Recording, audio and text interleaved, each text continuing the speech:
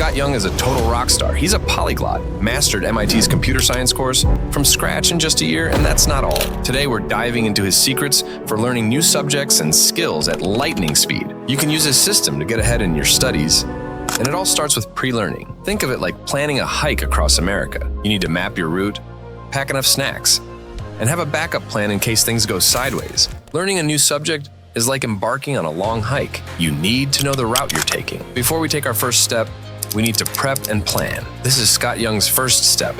Preparation or pre-learning. It's like mapping out our route before we start hiking. We research, sketch out a roadmap of what we want to learn, the order we'll learn it in, and how we'll learn it. If we're learning a language, we'd identify the most crucial things to learn, like speaking and conversing with native speakers. For maths or engineering, it's usually about learning how to solve problems and, well, solving problems. This prep work helps us focus on what's essential and find the most efficient ways to learn it. By doing so, we set ourselves up for success and avoid getting lost in the wilderness of information overload. On a larger scale, it's crucial to identify which topics build upon prior knowledge. You can't jump into calculus without a solid grasp of high school algebra, and you can't compose Welsh poetry if you can't even form a sentence in the language. However, there's a pitfall to watch out for. While pre-learning can streamline your study process, it can also lead to procrastination. Let's face it, planning your study course and fantasizing about being a world-renowned expert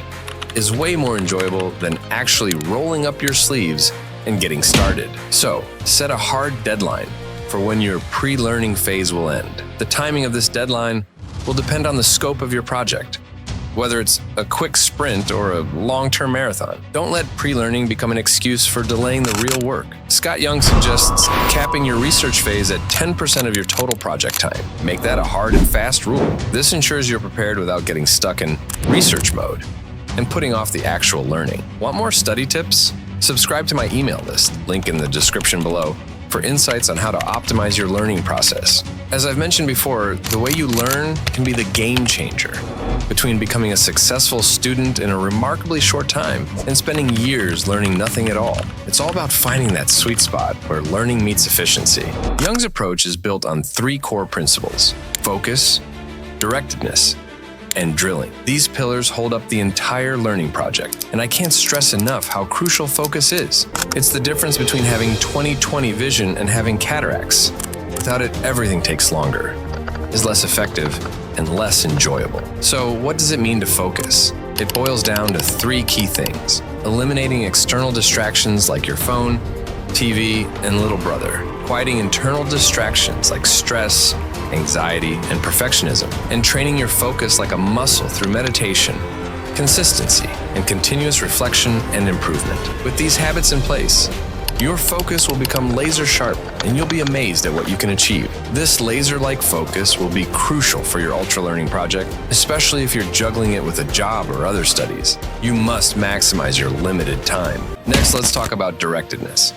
Here's a tough pill to swallow. Our brains aren't great at transferring learning from one context to another. You might ace statistics in class, but that doesn't mean you'll be better at estimating probabilities in real life. And reading Shakespeare won't automatically make you a great actor. If you've never performed before, your debut as Hamlet will likely be a disaster. This is why directedness is so important. It ensures you're applying what you learn in a way that sticks.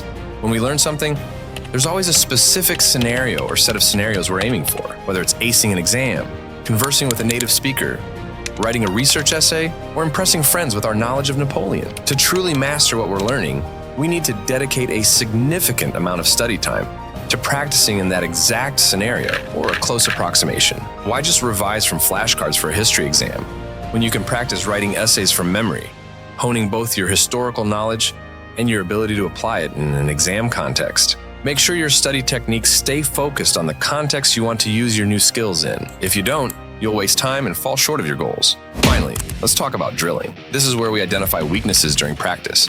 Maybe our vocabulary is holding us back in conversations in our target language, or our grasp of Python fundamentals is so weak, it's hindering our coding projects. Once we pinpoint the weakness, we isolate it and focus specific practice on bringing it up to par with the rest of our studies. Learning something new is like assembling a puzzle. We're bringing together various aspects of a subject to achieve a specific goal. If one aspect is particularly weak, it can create a bottleneck, preventing us from reaching our goal despite our strengths in other areas. By drilling down on our weaknesses, we can shore up our foundations and make rapid progress towards our goals. This is where targeted practice comes in. You might dedicate a few hours to drilling vocab memorization or revising coding fundamentals before returning to direct practice. This process creates a cycle. You start with direct practice.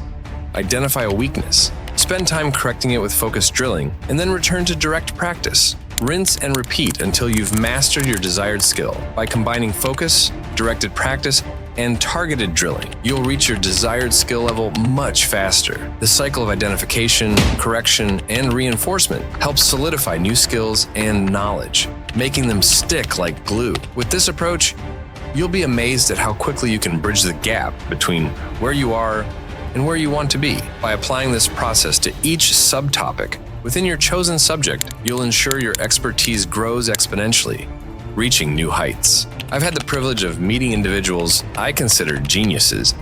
A mathematician who could glance at a mathematical statement and instantly determine its provability, and a musician who could identify the composer of a piece just by looking at a single bar of sheet music. These individuals weren't just brilliant because of their knowledge. They had honed their intuition to the point where they could make groundbreaking discoveries and bold claims without even actively thinking about it. Intuition is often misunderstood as a collection of biases and prejudices, but it's also the distillation of our knowledge and observations into a gut feeling, allowing us to cut through the noise and make confident, decisive statements. By cultivating this intuition, you'll be able to tap into your expertise and make bold, innovative connections that others may miss. In today's information age, where data overload is the norm, Scott Young's system offers a beacon of hope. By harnessing its power, we can develop our abilities to the point where we can think with effortless ease and originality about our chosen subjects. We'll be able to innovate, develop new ideas, and potentially even push the boundaries of our field. This is the promised land of expertise, where we can make a real impact. But be warned, it requires dedication and hard work to get there. If you're willing to put in the effort, Scott Young's system can be your guide. Subscribe to my email list and channel for more insights on how to optimize your thinking and transform your life.